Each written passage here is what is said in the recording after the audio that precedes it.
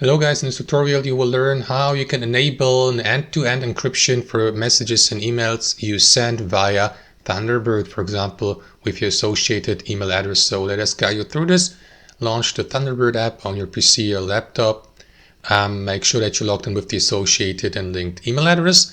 And from there, guys, let's say you're in your inbox, right-click into your email address and select Settings to access your account settings. From there, navigate to end-to-end encryption here. After that, guys, click into Add Key here and simply create a new one by selecting this option here. Once you have done that, guys, click into Continue. That is going to assign an end-to-end encryption key to your associated linked email address.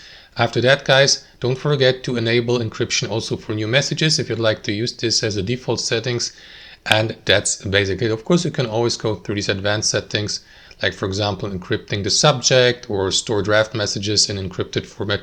But that's totally up to you guys. You may customize these, of course. What's important is that you create a key for that for the associated email address, because without that, end-to-end encryption won't work properly.